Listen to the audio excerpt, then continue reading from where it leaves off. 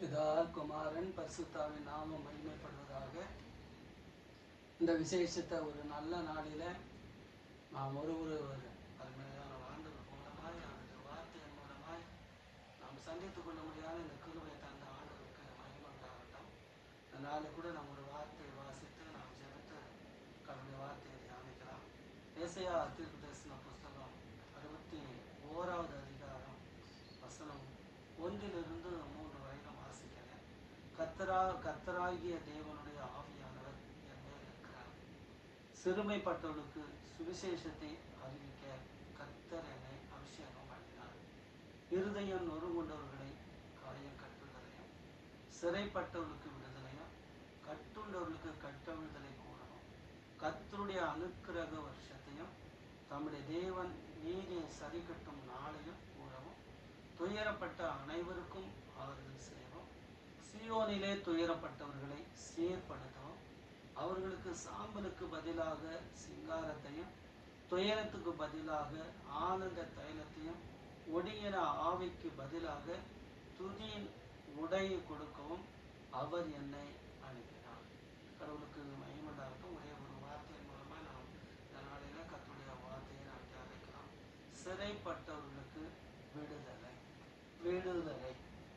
உங்களை நேசித்து நடத்த அன்பு தகப்பனே, பரலோக பிதாவே, உடைய குமாரன் இயேசுவின் நாமத்தினாலே இந்த அருமையான மகிழ்ச்சியான விடுதலையின் நாளில, இந்த சுதந்திர நாளில நாங்கள் உங்களுடைய நாமத்தை மகிமைப்படுத்தும்படியாகவும், உங்களை அறியும்படியாகவும், உங்களுடைய வெளிச்சத்திலே தேவனே நாங்கள் வெளிச்சம் காணும்படியாகவும் தேவனே எங்களை நடத்தும். தடைகளை சத்ரு கொண்டு வராமல் காத்துக்கொள்ளும். விரோதமாக எழும்புகிற மனுஷர்களும் இந்த வார்த்தைக்கும் இந்த ஊழியத்துக்கு விரோதமாக நிற்கிற எல்லா அந்தகார ஆவிகளையும் கர்த்தர் அப்புறப்படுத்தும். குறைகளை பாவங்களை கடவுளை நீர் மன்னித்தரணும். விசேஷமா இந்த வார்த்தைகள் வீணாய் போகாதபடிக்கு, விருதாவாய் உடத்தில் திரும்பாதபடிக்கு கடவுளை இதை கேட்கக்கூடிய பிள்ளைகளையும் அதை செவிகளையும் இருதயத்தில் திறந்தவர்களும் இந்த நாளிலே உண்மையான ஒரு சுதந்திரத்தை, விடுதலையை எங்கள் வாழ்க்கையில நாம் பெற்றுக்கொள்ளும்படியான கிருபை தேவனே இயேசு நாமத்தில் தாரும். உங்களுக்கு மகிமையாக இயேசு கிறிஸ்து நாமத்தில் ஜெபிக்கிறோம். ஜீவன் உள்ள நல்ல பிதாவே, ஆமென். கர்த்தருக்கு மகிமை உண்டாகட்டும். மறுபடியும் இந்த நாள் ஒரு விசேஷித்த நாளாக கர்த்தர் நமக்கு மாற்றி தருவாராக. நாம் எல்லாருமே ஒரு மகிழ்ச்சியான ஒரு நேரத்துக்குள்ளாக இந்த இந்தியாவினுடைய 80வது சுதந்திர நாளை நாடு முழுவதும் 80 கோடி மக்களும் இன்றைக்கு கொண்டாடி கொண்டு இருக்கிறதை நாம் பார்க்கிறோம். விசேஷமா இந்த நாளில கூட இந்த அருமையான வேளையில நாம் இந்த சந்தோஷத்திலே பிரவேசிக்கும்படியாக, இந்த சந்தோஷத்தை கடவுள் மூலமா நாம் அந்த சுதந்திரத்தை, விடுதலை பெற்றுக்கொள்ளும்படி கடவுள் தாமே இந்த நாளிலே வழி நடத்துவாராக.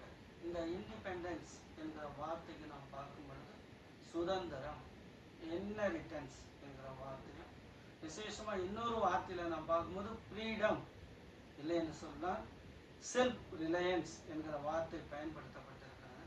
ஒருவேளை இந்த இண்டிபெண்டன்ஸ் என்கிற வார்த்தைக்கு சொத்து, சுதந்திரம் என்கிற வார்த்தைகள் என்கிறது ஒரு முக்கியத்துவமான ஒரு வார்த்தையாக இருந்து நம்முடைய இந்தியாவின் சொத்தை, சுதந்திரத்தை மீட்டெடுக்கிற, மறுபடியும் பெற்றுக்கொள்கிற ஒரு விடுதலையின் நாளாக இது இருந்தாலும், அதை விட ஒரு விசேஷமான ஒரு காரியமாக நாம் பார்க்கும் பொழுது, ஒரு சரியான இதுக்கு ஒரு இன்னொரு ஆங்கில வார்த்தையை நாம் பார்க்கும்போது ஃப்ரீடம். பொதுவாகவே நம்முடைய வாழ்க்கையில இந்த சுதந்திர நாள் என்கிறது நம்மை எதற்குள்ளாக நடத்துகிறது, எதை நமக்கு நினைவுபடுத்துகிறது சொன்னால் ஃப்ரீடம். இந்த ஃப்ரீடம் என்கிற அந்த வார்த்தையில ஒரு விட பார்க்கும் பொழுது, இந்தியாவில் இருக்கிற இன்னைக்கு இத்தனை கோடி மக்கள் வாழ்கிற இந்த சூழ்நிலையில 80 ஆண்டுகளை நாம் கடந்து கொண்டிருக்கிறோம். 80 ஆண்டுகளை நாம் கடந்து கொண்டிருந்தாலும் விடுதலையோடு கூட வாழ்கிறோமா என்கிற ஒரு கேள்வி நமக்குள் கேட்கப்படுமானால், உண்மையாக இன்னைக்கு இருக்கிற சூழ்நிலைகள் என்கிறது, இந்த இந்தியாவை சூழ்ந்து இருக்கிற தீவிரவாத செயல்கள் என்கிறது நம்முடைய வாழ்க்கையில சுதந்திரமான ஒரு நிலைமையோ, விடுதலையான ஒரு நிலையோ முழுவதும் இல்லை என்று கூட சொல்லலாம். ஒருவேளை நான் சொல்லுகிற காரியங்கள் எல்லாருக்குமே தெரிந்த ஒரு காரியம். நமக்கு தெரியும், பாகிஸ்தான் என்கிறது நம்முடைய காஷ்மீர் பகுதிகளை ஏறக்குறைய 400 கிலோமீட்டருக்குள்ளாக வரையிலும் பிடித்து வைத்திருக்கிறார்கள். அதே போல கடந்த நாளின் செய்தியில நாம் விசேஷமா நாம் பார்க்கும்போது இந்த மேற்கு பகுதியில, இந்தியாவுடைய மேற்கு பகுதியில் இருக்கிற அந்த அஸ்ஸாம் போன்ற பகுதிகளில் இருக்கிற விசேஷமாய் 17 ஊர்களை சைனாவானது கைப்பற்றி சைனாவுடைய பேரை அதுக்கு வைத்து அவர்கள் சொந்தம் கொண்டாடி கொண்டிருக்கிறார்கள். இப்படி நம்முடைய தேசம் என்கிறது ஒரு சுதந்திர தேசமாக, விடுதலையின் தேசமாக இருந்தாலும் இன்றைக்கும் நம்ம நாட்டை தீவிரவாதம் என்கிறது, தீவிர செயல்கள் என்கிறது, அல்லது அந்நியர்கள் என்கிறவர்கள் இன்னும் நம்மை ஒரு விடுதலைக்கு நேராகவோ சுதந்திரத்துக்கு நேராகவோ நம்மை நடத்த முடியாத இக்கட்டான நிலைமையில நாம் வாழ்ந்து கொண்டிருக்கிறோம். ஆனால் விசேஷமா இந்த சுதந்திரம் என்கிறது, விடுதலை என்கிறது விசேஷமா இந்த நாளில் இன்னொரு செய்தியை கூட நான் சொல்லுகிறேன். சுபாஷ் சந்திரபோஸ் என்கிறவர்கள் ஆங்கிலேயரால் சிறை பிடிக்கப்பட்டதாகவும் அவர் இங்கிலாந்துக்கு கொண்டு போகப்பட்டதாகவும் அங்கே அவர் மறித்ததாகவும் செய்திகள் வருகிறது. விசேஷமா அவருடைய அந்த அஸ்தியை கொண்டு வருவதற்காக அவருடைய சகோதரி நம்முடைய இந்திய தேசத்தின் முன்னாடி ஒரு அறிக்கையை கொடுத்திருக்கிறார்கள். அவருடைய அஸ்தியை மறுபடியும் இந்தியாவுக்கு கொண்டு வர வேண்டும் என்று சொல்லி. இப்படி நம்முடைய சுதந்திரமான தேசமானது சுதந்திரத்தை அடைவதற்காக போராடின போராட்டங்களில இன்னும் சுதந்திரமற்ற ஒரு நிலைமையும் விடுதலை இல்லாத ஒரு நிலைமையும் இருக்கிறது. உண்மையாகவே ஒரு முக்கியமான காரியம். விசேஷமா இந்த சுதந்திரம் விடுதலை என்கிறது ஒரு மனிதனுடைய வாழ்க்கையில வர வேண்டும் என்று சொன்னால் சிறைப்பட்டவர்களை விடுவிக்க வேண்டாம். அந்த விடுதலை என்கிறது எப்பொழுது வரும் என்று சொன்னால் சிறைப்பட்டவனுக்காக கிரயம் செலுத்த வேண்டும். அந்த கிரயம் என்கிறது அவனை மீட்டு விடுதலை ஆக்குகிற ஒரு காரியமாகும். இரண்டாவது நாம் பார்க்கும்போது இந்த சிறைப்பட்டவர்களை அல்லது அந்த மனிதர்களை சுதந்திரம் அடைவதற்கான ஒரு காரியத்துக்காக யுத்தம் பண்ண வேண்டும். அந்த யுத்தம் என்கிறது விசேஷமாய் அநேகருடைய தியாகங்கள், உயிர்களை நம்முடைய தேச தலைவர்கள் தியாகமாய் கொடுத்து கிரயமாய் கொடுத்து நமக்கு இந்த சுதந்திரத்தை வாங்கி கொடுத்திருக்கிறார்கள் என்பது மிக மிக முக்கியமான ஒரு காரியம். அதே போல வேதத்துல நாம் பார்க்கும்போது ரெண்டு மிகப்பெரிய விடுதலை சுதந்திரம் என்கிறது இஸ்ரவேல் ஜனங்கள் கடவுளுடைய ஜனங்கள் பெற்றதை நாம் பார்க்கிறோம். அதுல ஒன்று நாம் பார்க்கும்போது இஸ்ரவேல் ஜனங்கள் எகிப்து தேசத்துல 400 வருஷங்கள் அடிமைகளாக இருந்தார்கள். அந்த அடிமைகளாக இருந்த அவர்களை கடவுள் மோசேயும் ஆரோனையும் அனுப்பி அவர்களை விடுதலை பண்ணி கொண்டு வரும்படியாக அனுப்புகிறார். ஏறக்குறைய இங்க 10 வாதைகள் ஏற்படுத்தி அதன் மூலமாய் இஸ்ரவேல் மக்களை சொந்த தேசத்துக்கு கொண்டு வரும்படியான ஒரு பெரிய காரியம் நடைபெறுகிறது. ஆனாலும் அந்த ஒரு விடுதலை உடனடியாக கிடைக்காததுனால ஒரு பெரிய விடுதலைக்கான ஒரு நாளை ஆண்டவர் நியமித்து பஸ்கா பண்டிகை என்கிற அந்த பஸ்கா பலியின் மூலமாக 400 வருஷங்கள் சிறைப்பட்டு இருக்கிற மக்களை விடுதலை ஆக்கி கொண்டு வருகிறதுக்கு விசேஷமா பஸ்கா, பாஸ் ஓவர், கடந்து செல்லுதல், விடுதலை ஆகுதல். இந்த நிகழ்ச்சி இஸ்ரவேல் வரலாற்றில ஒரு விடுதலையின் நாளாக இஸ்ரவேல் ஜனங்கள் எப்பொழுதும் நினைவு கூறுகிற விடுதலையின் நாளாக இருந்தது. அதன் பிறகு நாம் பார்க்கும் பொழுது ராஜாக்களுடைய காலங்களில பாபிலோனுக்கு இஸ்ரவேல் ஜனங்கள் சிறைப்பட்டு போகிறார்கள். அந்த சிறைப்பட்டு போகிற அந்த காலங்களில ஏறக்குறைய 70 வருஷங்கள் அவர்கள் பாபிலோனிலே அடிமைகளா இருக்கிறார்கள். இந்த அடிமைதானத்திலிருந்து ஒரு ஆச்சரியமான காரியம் சொன்னால் இங்க யாரும் அனுப்பப்படவில்லை. விடுதலைக்கான ஒரு நபராக இஸ்ரவேல் ஜனங்கள்ல ஒருவரை கடவுள் அனுப்பவில்லை. ஆனால் அதிசயமான ஒரு காரியம் 70 வருஷத்தினுடைய முடிவில அந்த நாட்டை ஆண்ட கோரேஸ் என்கிற ஒரு மன்னன் விசேஷமா இஸ்ரவேல் ஜனங்களை பார்த்து நீங்கள் எல்லாரும் விடுதலையாகி உங்கள் சுய தேசத்துக்கு போகலாம் என்கிற ஒரு விடுதலையை அறிவிக்கிறான். எப்படி இந்த அறிவிப்பை ஒரு புறஜாதியான் அவர்களுக்கு கொடுத்தான் பார்க்கும் பொழுது வேதத்துல எரேமியா மூலமா சொல்லப்பட்ட 70 வருஷங்களுக்கு பிறகு இஸ்ரவேல் ஜனங்கள் சுய தேசத்துக்கு திரும்புவார்கள் என்கிற கடவுளுடைய வார்த்தை. அதே போல நம்ம பார்க்கும்போது கோரேஸ் ராஜாவுக்கு கடவுள் ஏவுதலை கொடுக்கிறார். காவியானுடைய ஏவுதலினாலும் கடவுளுடைய வார்த்தையினாலும் அவர்கள் 70 வருஷத்துக்கு பிறகு விடுதலையாகி வருகிறதை நாம் வேதத்துல 2 மிகப்பெரிய விடுதலை, மிகப்பெரிய ஒரு நாடு திரும்புதல், அவர் சொந்த தேசத்தை மறுபடியும் பெற்றுக்கொள்கிற ஒரு நிகழ்வானது வேதத்துல நடைபெற்றிருக்கிறதை நாம் பார்க்கிறோம்.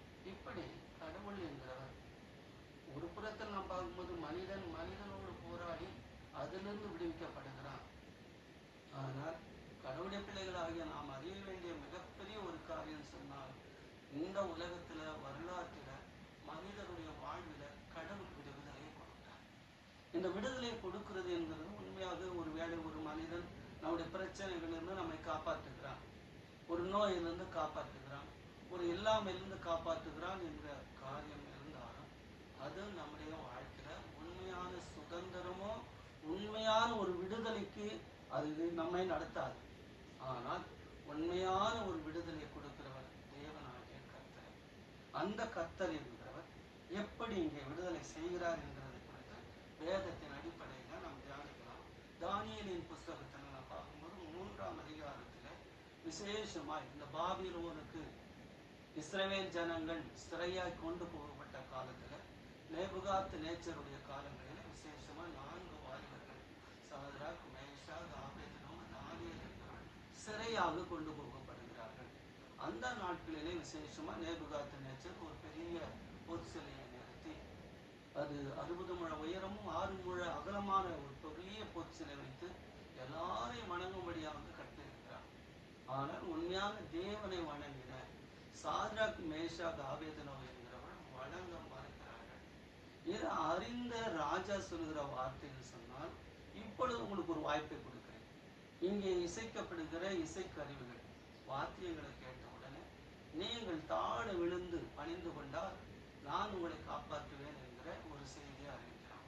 ஆனால் அந்த மூன்று வாலிபர்களும் அதை மறுக்கும் பொழுது அவன் சொன்ன வார்த்தைன்னு சொன்னால், உங்களை என் கைக்கு தப்பி வைக்கிற தேவன் யார்? உண்மையாக என்னை என் கையில் உங்களால தப்ப முடியாது, அந்த தேவன் உண்மையாக யாரும் இல்லை என்கிற ஒரு சவால் கொடுக்கும் பொழுது அந்த தானியேல் புஸ்தகம் 3:17 சொல்றாரு, எங்கள் தேவன் எங்களை தப்ப வைக்க வல்லவராய் இருக்கிறார் என்று சொல்லி அந்த 3 வாலிபர்களும் அங்கே சொல்லுகிறதையும் வணங்க மறுத்ததினால கோபம் கொண்ட நேபுகாத் நேச்சர் இந்த 3 வாலிபர்களையும் கட்டி எரிகிற அக்கினி சூளையிலே போடுகிறான். அக்கினி சூளை 7 மடங்கு அதிகமான வெப்பத்தை கொடுக்கும்படியாக அங்கே செய்கிறான். ஆனால் நடந்தது, அந்த 3 வாலிபர்களை அங்கே கொண்டு போனவர்கள் பலசாலிகள் அந்த நெருப்பின் அக்கினி உஷ்ணத்தினாலே மரித்து போகிறார்கள். ஆனால் ஆச்சரியமான ஒரு காரியம் நான் சொன்னால், 3 வாலிபர்கள் அக்கினியிலே நடக்கிறார்கள். அந்த சூழ்நிலை அவர்களை கட்டி வைத்திருந்த கட்டுகளை தேவன் அறுத்து அவர்களை அந்த அக்கினியின் நடுவிலே நடமாட பண்ணுகிறார். இந்த நேபுகாத்நேச்சர் இந்த காட்சியை பார்த்த பொழுது ஆச்சரியப்பட்டு 3 பேர்களை கட்டுண்டவர்களா போட்டோ, ஆனால் அவர்கள் விடுதலையாகி இந்த அக்கினியின் நடுவிலே நடக்கிறார்கள். மாத்திரமில்லை, 4வது ஒரு நபரும் கூட இந்த அக்கினியிலே நடக்கிறதை நான் காண்கிறேன். அப்படியானால் இந்த 4வது ஆள் என்கிறவர் மனிதன் அல்ல, தேவ சாயில் இருக்கிற ஒருவர் என்று சொல்லி ஆச்சரியப்பட்டு அவன் அந்த வாலிபர்களை பார்த்து, அல்லது 4 பேர் விடுதலை ஆகிறதை அவன் கண்டவன். அந்த 3ஆம் அதிகாரம் 28வது வசனத்துல அந்த 3 வாலிபர்களை குறித்து அவன் சொல்லுகிற வார்த்தை சொன்னால், அவர்கள் தேவனை மட்டும் நம்பி ராஜாவுடைய கட்டளையை தள்ளிவிட்டதனாலே தேவன் தம்முடைய தூதனை அனுப்பி அவருடைய தாசர்களை விடுதலை ஆக்கினார். என ஆச்சரியமான காரியம். பிரியமான தேவஜனங்களே, ஒரு கட்டுக்கதையாக அல்ல, ஒரு சத்திரம் அல்ல, ஒரு உண்மையான நிகழ்வு. பல ஆயிரம் வருஷங்களுக்கு முன்பாக நடைபெற்றிருந்தாலும் தேவன் எப்படி விடுதலையாகிறார்?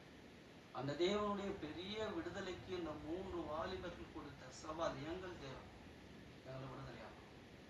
அந்த விடுதலையாக்குற ஒரு நிகழ்ச்சியில அந்த அக்கினி சூளையிலிருந்து தேவன் அவர்களை ராஜாவின் கையிலிருந்து விடுதலையாக்கினார். இதை பற்றி நம்ம ஏசாயா 43:2 கூட பார்க்கும்போது, நீ தண்ணீர்களை கடக்கும்போது அது உண்மையை பொருளாது, அக்கினியில நடக்கும்போது வேகாது இருப்பாய்.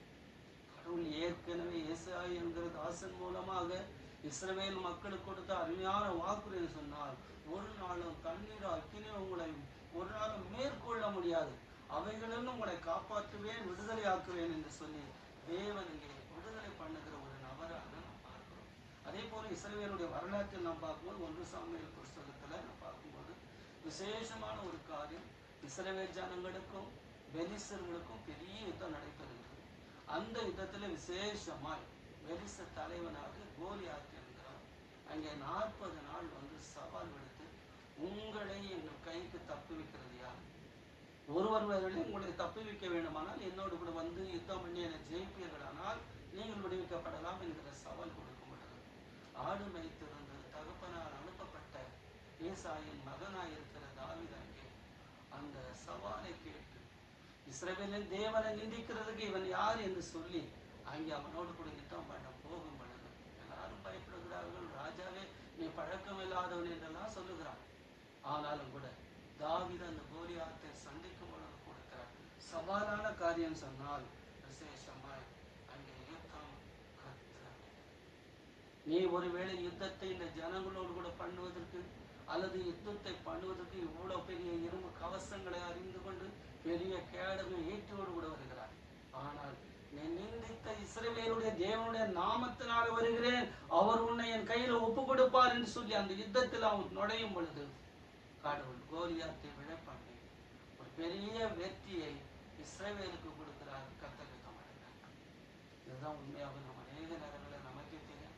நமக்கு வருகிற சூழல்களை பார்க்கும் பொழுது யாரும் உங்க கையில் என்னை காப்பாற்றும், இவ்வளவு கொடூரமான மனுஷன் முன்னாடி என்னை கர்த்தர் நிறுத்திட்டாரு, இவ்வளவு பொல்லாதவனா மனிதன் இருக்கிறானே, நான் எப்படி வாழப் போகிறேன், எப்படி இதுல இருந்து தப்ப போகிறேன். இதுதான் இன்னைக்கு என்னுடைய உங்களுடைய சூழ்நிலைகளா இருக்கலாம்.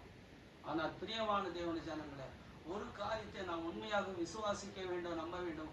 தேவன் நமக்காக யுத்தம் பண்ணுகிற தேவன். சங்கீதம் 91:14 சொல்லுகிறது, அவன் என்னிடத்தில் வாஞ்சா இருக்கிறபடியால் அவனை விடவில்லை. உண்மையாக தேவனிடத்தில் நாம் வாஞ்ச வைக்கும் பொழுது கடவுள் நம்மை விடுதலையாக நம்மை காப்பாற்றுகிறார். அதே போல இஸ்ரவேல் ஜனங்கள் எகிப்திலிருந்து விடுதலையாகி அந்த வனாந்தரத்துல வந்து அங்கே சிவந்த சமுத்திரத்தின் மத்தியில நிற்கும் பொழுது அங்கே கடவுள் அவர்களை சமுத்திரத்தின் வழியாக நடத்துகிறார். எகிப்தியர்கள் பின்தொடரும் பொழுது சமுத்திரம் வழி திறந்ததனால இஸ்ரவேல் மக்களை கடவுள் வழி நடத்தி போகிறார்.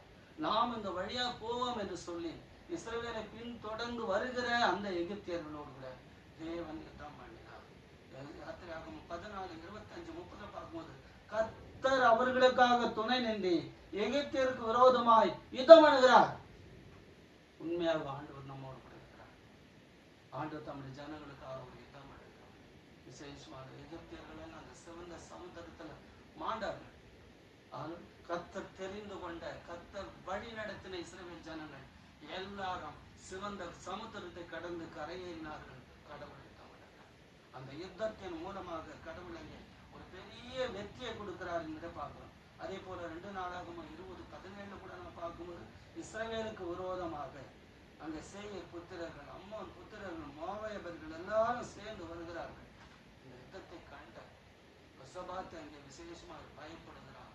கடவுள் அவன் மேல் நான் வைத்த பிரியத்தினாலும் கடவுளை நம்புகிற ஒரு மனுஷனாய் இருந்தபடியினால கடவுளை செய்தி வருகிறது. இதுதான் மனுஷன் பயப்படாது, உங்களுக்காக கர்த்தர் நடந்த காரியம். யூதா ஜனங்கள் எல்லாம் கடவுளை துதி செய்கிறார்கள், கடவுளை மகிமைப்படுத்துகிறார்கள். பிரச்சனை என்ன? பெரிய சேனை, கடற்கரை மணலை போல இருக்கிற ஜனங்க, அவர்களை மேற்கொள்ளாத நிலைமையில் அவங்க இருக்கிறார்கள். ஆனாலும் கூட அங்கே விசேஷமா கடவுள் யுத்தம் பண்ணியதனால, அந்த துதி என்கிற யுத்தத்தினால அந்த சத்துருகள் அங்கே விழுந்து இஸ்ரவேல் ஜனங்களை கடவுள் காப்பாற்றுகிறார். இதுதான் விசேஷமா முதலாவது காரியமா இந்த சுதந்திர நாளில, இந்த விடுதலையின் நாளில பிரியமான தேவனுடைய பிள்ளைகளை உண்மையான ஒரு சுதந்திரம், உண்மையான ஒரு விடுதலையை தேவன் நமக்கு தருகிறார். இந்த வேத வரலாற்றில தேவன் சிருஷ்டிப்பில மனுக்குலம் அனைத்துக்கும் ஒரு அருமையான செய்தின்னு சொன்னால், என்னை விடுதலை பண்ணுகிறவர், என்னை ரட்சிக்கிறவர் என் சமீபத்தில் தேவன் நம்மை விடுதலை பண்ணுகிறார். இரண்டாவது ஒரு காரியத்தின் மூலமாக கடவுள் நம்மை எப்படி விடுதலையாக்குகிறார் என்று சொல்லி லூக்கா எழுதின சுவிசேஷத்துல 13ஆம் அதிகாரம் 11-16 வரையிலும் பார்க்கும் பொழுது இந்த விடுதலை விசேஷமாக ஜப ஆலயத்திலே நடைபெறுகிறது. இந்த ஜப ஆலயத்திலே விசேஷமாக 18 வருஷமாக ஊமையா இருக்கிற பெண் ஆராதனையில் இருக்கிறார். ஆனால் வாழ்க்கையில் அவளுக்கு விடுதலை இல்லை. இந்த விடுதலை அற்ற நிலைமையில தான் அவள் என்ன செய்து கொண்டிருக்கிறாள்? தேவனை துதித்து கொண்டிருக்கிற மக்களோடு கூட அவள் இருக்கிறாள். ஆனால் கூட தேவனை துதித்து கொண்டிருக்கிற அந்த மக்களோடு கூட அவள் இருந்தாலும் கூட விசேஷமான ஒரு வேதனைக்குரிய அனுபவம், விடுதலை அற்ற நிலைமை. சாத்தானாலே 18 வருஷமாய் கட்டப்பட்டிருக்கிற ஒரு பெண், விசேஷமா அந்த 18 வருடமான அந்த கோணி என்கிறவள் இப்பொழுது பலவீனப்படுத்துகிற ஒரு ஆவியினாலே அவள் அங்கே கஷ்டப்படும் பொழுது ஆண்டவர் இயேசு அவளை சந்தித்து அவர் மேல் கையை வைத்து நிமிர்ந்து நடை என்று சொல்லும் பொழுது நிமிரு என்று சொல்லும்போது அவன் நிமிர்ந்து தேவனை மகிமைப்படுத்துகிறான். 16 வசனத்துல பார்க்கும்போது, இதோ சாத்தானால் 18 வருடம் கட்டி இருந்த ஆபிரகாமின் குமாரத்தை அவிழ்த்து விட வேண்டும் என்று சொல்லி கடவுள் அங்கே அந்த சாத்தானுடைய கட்டிலிருந்து கடவுள் விடுதலை ஆக்குகிறார். கடவுளை யுத்தம் பண்ணி நம்ம விடுதலை பண்ணுகிறார். இரண்டாவது, நாம் கடவுளை வணங்குகிற ஜனங்களா இருக்கும் பொழுது நமக்கு பிரச்சனைகளே இல்லை, கட்டுகளே இல்லை என்பதல்ல, அந்த கட்டுகள் மத்தியில நாம் கடவுளை தேடி கடவுளுடைய சமூகத்துல இருக்கும் பொழுது கடவுளை வருகிறார். கடவுள் வந்து அங்கே அவளை விடுதலை ஆக்கலாம். இதே போல ஒரு நிகழ்ச்சியை தான் லூக்கா 8ஆம் அதிகாரத்திற்கு நான் படிக்கும்போது, லேகியோன் என்கிறான், பிசாசினால பிடிக்கப்பட்டவன், யாராலும் கட்ட முடியாது, அடங்காதவன், சங்கலிகளால கட்டி போடுகிறான், கல்லறையில வாசம் பண்ணி கொண்டிருக்கிற ஒரு மனிதன். இவனை இயேசு கிறிஸ்து அங்கே சந்தித்து அவனை கட்டி வைத்திருக்கிற, அவனை ஆட்கொண்டு இருக்கிற அந்த சாத்தானுடைய பிடியில அசுத்த ஆவி இருந்து கடவுள் அவனை விடுவித்தார். அப்படின்னா நாம் எந்த பிரச்சனை இருக்கிறோம், ஒருவேளை மனிதர்கள் இல்லாமல் இருக்கலாம், பிசாசு நம்ம இன்னைக்கு ஆட்கொண்டிருக்கிற சூழ்நிலைகளில அநேக தேவனுடைய பிள்ளைகள் இன்னைக்கு கடவுளுடைய பிள்ளைகள் என்றிருக்கிறவர்கள் சாத்தானுடைய பிடியில, சாத்தானுடைய கட்டுகளில வாழ்கிற மக்கள் இருக்கிறார்கள். இந்த சாத்தானுடைய பிடியில் இருக்கிற மனிதர்களை விடுதலை ஆக்குறதுக்கு இயேசு வந்தார். உண்மையாகவே நாம் சாத்தானாலே, நமக்கு ஒருவேளை தெரியாது, நான் ஒருவேளை நான் நல்லா சாத்தானால என்னை தொட முடியாது, சாத்தானால என்னை கட்ட முடியாது என்று ஒரு சவால் கொடுக்கலாம். ஆனால் கடவுள் நம்ம அறியாமலே கட்டி வைத்திருக்கிற அந்தகார பொல்லாத ஆவிகளிலிருந்து கடவுள் நம்மை விடுதலை பண்ணுகிறார். நேரம் இல்லாததுனால நான் 3வது ஒரு காரியத்துக்கு போகிறேன். முதலாவது, தேவனே யுத்தம் பண்ணி நம்ம வைக்கிறார், சத்துருக்கள் கையிலிருந்து விடுதலை ஆக்குகிறார். 2வது, சாத்தானுடைய பிடியிலிருந்து விடுதலை ஆக்குகிறார். 3வது முக்கியமான ஒரு காரியத்தை உங்க முன்னாடி வைக்கிறேன், பாவத்திலிருந்து விடுதலை. உண்மையாகவே நம்ம எல்லாத்திலிருந்து கூட நாம் விடுதலை ஆகி விடுவதற்கு முடியலாம். ஆனால் ஒரு மனிதன் என்கிறவன் பாவத்திலிருந்து விடுதலை ஆகிறது என்கிறது கடினமான ஒரு காரியம். 1 யோவான் புஸ்தகம் 1ஆம் அதிகாரம் 9வது வசனங்களை சொல்லுகிறத பார்க்கும்போது, பாவங்களை அறிக்கையிட்டால் எல்லா அநியாயத்தை நீக்கி நம்மை சுத்திகிறதுக்கு அவர் உண்மைதான். ஏன்னா விசேஷமா நமக்கு தெரியும், மத்திய 1:21வது வசனத்தை பார்க்கும்போது, அவருக்கு இயேசு என்று பெயரிட்டார், ஏனெனில் அவர் தமது ஜனங்களின் பாவங்களை நீக்கி அவர்களை ரட்சிப்பார். இயேசு என்கிற பெயரை சொன்னார், ரட்சிப்பு. உண்மையாக இந்த சுதந்திர நாளில, விடுதலை நாளில ஒரு மனுஷனுக்கு தேவையான காரியம் என்ன சொன்னால் விடுதலை, பாவத்திலிருந்து சத்துருக்கள் கையிலிருந்து, அந்நிய தேசத்திலிருந்து சுதந்திரம் அடைந்திருக்கிறோம், விடுதலை ஆகி இருக்கிறோம். ஆனால் அந்நியர்கள் தான் இன்னும் நம்மை ஆட்சி செய்து கொண்டிருக்கிறார்கள். தீமைகள் தான் நமக்கு விரோதமா இருக்கிறது, புறஜாதிகள் தான் நமக்கு விரோதமா வருகிறார்கள். ஆனால் உண்மையான ஒரு விடுதலை என்கிறது ஒரு மனிதனுக்கு தேவை, அது பாவத்திலிருந்து வருகிற விடுதலை. 1 யோவான் புஸ்தகத்துல 2ஆம் அதிகாரத்துல 2வது வசனத்துல கூட பார்க்கும்போது, நம்முடைய பாவங்களை நிவர்த்தி செய்கிற கிருபாதார பலி அவரே. பாவங்கள் மன்னிக்கப்படணும். ஒருவேளை எல்லா விதத்திலையும் நாம் விரும்புகிறதெல்லாம் கூட கிடைக்கலாம், உலகத்தை எல்லாம் சாதித்து விடலாம், நாம் நினைக்கிறதெல்லாம் நடந்து கொண்டு இருக்கலாம், நல்ல காரியம். ஒரு சில மக்களும் நமக்கு ஒருவேளை தெரிந்திருக்கலாம், அவங்களுக்கு அவர் நினைக்கிற காரியங்களை அவர் செய்து முடித்து விடுவாங்க, உலகத்தை ஆதாயம் பண்ணி விடுவாங்க. ஆனா உலகத்தை மனுஷன் உலகம் முழுவதும் ஆதாயப்படுத்தி கொண்டாலும் ஜீவனை நஷ்டப்படுத்தினால் லாபமே. இன்னைக்கு கிறிஸ்துவம் என்கிறது பொருளாதாரத்துக்கும் உலகத்துக்கும் அடிமைப்பட்டதாக மனிதனை வேட்டையாடி வாழ்கிற வாழ்க்கையில வாழ்ந்து கொண்டிருக்கிறோம். முக்கியமான காரியம் சொன்னால், யார் ஒரு மனிதனை இன்னொரு மனிதன் அடிமைப்படுத்துகிறானோ அது காரணம் சொன்னால் அவன் விடுதலையாக, அவன் ஆவிக்குரியவனா இல்லாதவன், அவன் பாவத்துல வாழ்கிறான். பாவத்திலிருந்து விடுதலையாக்கப்பட்ட ஒரு மனிதன் இருப்பானால் அடுத்த மனுஷனை அவன் அடிமைப்படுத்த மாட்டான். அப்படிப்பட்ட ஒரு காரியங்கள் இன்னைக்கு நடக்கிறதுக்கு காரணம் சொன்னால் பாவத்திலிருந்து விடுதலையாக முடியாத நிலைமை. யோவான் புஸ்தகத்துல 1ஆம் அதிகாரத்தில் 29வது வசனத்துல பார்க்கும்போது, இயேசுவை கண்ட யோவான் சொல்லுகிறான், இதோ உலகத்தின் பாவங்களை சுமந்து தீர்க்கிற தேவாட்டுக்குட்டி. உண்மையாக அவன் ஒரு பெரிய ஸ்திரீகளிடத்துல பிறந்தவர்களே ஒரு பெரிய தேவனோட மனுஷன். திரளான ஜனங்கள் யோவான் இடத்துல வருகிறார்கள். ஆனால் அவனுக்கு தெரியும், இதை விட ஒரு பெரிய காரியம் இருக்கிறது. நான் ஒருவேளை இந்த சுவிசேஷத்தை சொல்லுகிற ஒரு வனாந்தத்துல கூப்பிடுகிற சத்தமா இருக்கலாம், ஆனால் இதுவல்ல, இதுக்கும் மேலா பாவங்களிலிருந்து நம்ம விடுதலை ஆக்குற இயேசு வந்தார். ஏன் சொன்னால் பாவங்களை நமக்கு மீட்டு நம்மை சுமந்து நம்ம அதிலிருந்து விடுதலை ஆக்கிற ஒரு கடவுள். அதனால்தான் ஏசாயாவில் நாம் படிக்கும் பொழுது மெய்யாகவே அவனுடைய பாடுகளை ஏற்றுக்கொண்டார், நம்முடைய நோய்களை சுமந்தார், நமக்கு சமாதானத்தை உண்டு பண்ணுகிற தண்டனை அவர். பிரியமான தேவனே, இந்த சுதந்திர நாள், இந்த விடுதலையின் கொண்டாட்டத்தில் நாம் விடுதலையின் கொண்டாட்டத்தை கொண்டாட வேண்டுமானால், உண்மையான ஒரு கொண்டாட்டம் சந்தோஷம் நமக்குள் வர வேண்டுமானால் பாவங்கள் மன்னிக்கப்பட வேண்டும். இந்த பாவங்கள் மன்னிக்கப்படுகிறத நீங்க பாருங்க. அங்கே விசேஷமா நம்ம பார்க்கும் பொழுது அந்த பெரசா கூட தண்ணீரை படுத்திருந்த ஒரு மனுஷன், அவனை ஆண்டவர் அங்கே காண்டு அவனை சந்திக்கும் போது அவனை சுகமாக்கி அனுப்புகிறார். தேவாலயத்தில் அவனை கண்டு இணைப்பு அவசியம். அதே போல 4 பேர்கள் ஒரு திமிர்வாதக்காரனை இயேசுவிடத்துல கொண்டு வருகிறார்கள். கடவுள் முதலாவது அவனுக்கு சொன்ன வார்த்தைன்னு சொன்னால், உன் பாவங்கள் மன்னிக்கப்பட்டது. சொன்னால் உண்மையான ஒரு விடுதலை, உண்மையான ஒரு சந்தோஷம் எங்கே இருந்து வருகிறது, எப்படி வருகிறது சொன்னால், அது இயேசு கிறிஸ்து நம்முடைய பாவங்களை மன்னிக்கும் போது வருகிற மன்னிப்பு தான். அந்த ஒரு மன்னிப்பை விசேஷமா இந்த நாளில் நாம் பெற்றுக்கொள்ளவில்லை என்றால், இந்த வாழ்நாளில் நீங்க எத்தனை வருஷம் கிறிஸ்தவர்களா வாழ்ந்தாலும், எவ்வளவு செல்வந்தர்களா இருந்தாலும், உலகத்தை நீங்க ஆட்டி படைக்கிறவர்களா இருந்தாலும், பாவங்கள் மன்னிக்கப்படவில்லை என்றால், பாவத்திலிருந்து விடுதலையாகவில்லை என்றால், உனக்கு வருகிறதான நிலைமை மிக மோசமானது. பிரியமான தேவனுடைய பிள்ளைகளை, கடைசி காலங்களில் வாழ்கிறோம். பாவத்திலிருந்து விடுதலையாக முயற்சி, பாவங்களை அறிக்கைத்தால் பாவங்களை கத்த நமக்கு மன்னிக்கிறதுக்கு வல்லவராக இருக்கிறார். 8ஆம் அதிகாரத்தில் நாம் படிக்கும் போதும் 36வது வசனத்தில் படிக்கும் பொழுதும் சத்தியத்தை அறிகிறது. சத்தியம் இது சத்தியம், இயேசுவின் சத்தியம். 36வது வசனத்துல பார்க்கும்போது, குமாரன் விடுதலை ஆக்கினார், மெய்யாகவே விடுதலை ஆக்கினார். உண்மையாக விடுதலைக்கான ஒரு நாள். கடவுள் நம்மை விடுதலை ஆக்குறதுக்கு ஆண்டவர் இயேசு வருகிறார். நம்முடைய பாவங்களை மன்னிக்கிறவர் அவர்தான், நம்முடைய பாவங்களை சுமக்கிறவர் அவர்தான். உண்மையாக அவருடைய சத்தத்துக்கு நாம் உண்மையாக செவி கொடுக்கும் பொழுது கடவுள் நம்மை அந்த பாவத்திலிருந்து நம்மை விடுதலை ஆக்குகிறவராக இருக்கிறார்.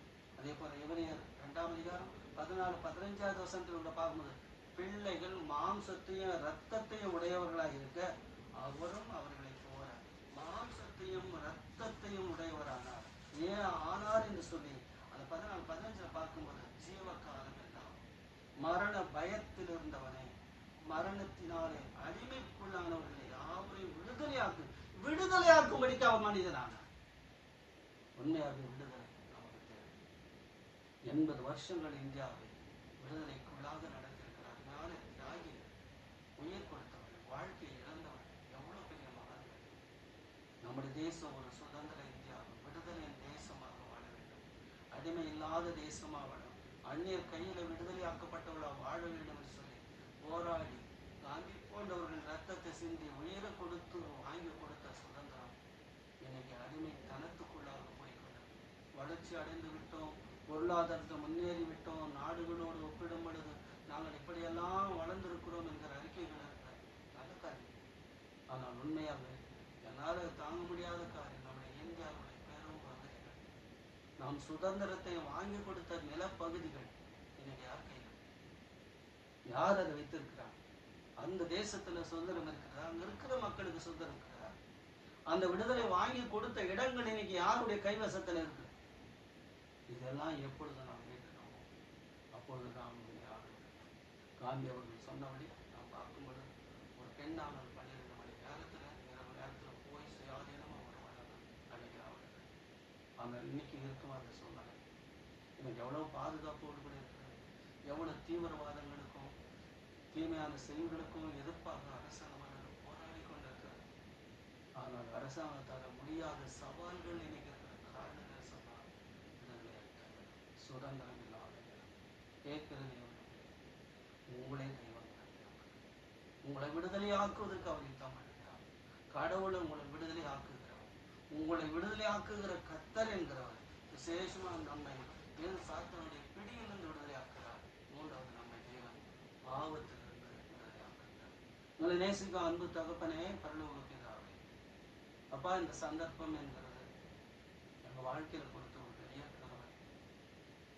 இதை விட நாங்கள் சொல்லிக் கொள்கிறதுக்கு மேன்மையானது ஒண்ணுமே எனக்கு தெரியாது. இந்த கடைசி நேரத்துல நான் வாழ்கிறதுக்கு முடியாத நிலைமையில வாழ்கிறேன். கடவுளை நான் இருக்க வேண்டியவன் அல்ல, கடைசி வாய்ப்பு. ஏன்னா நான் விடுதலை அடைய வேண்டும், ஏன்னா சுதந்திரம் அடைய வேண்டும் என்கிறதை ஒவ்வொரு நாளும் நான் உணர்கிறேன்.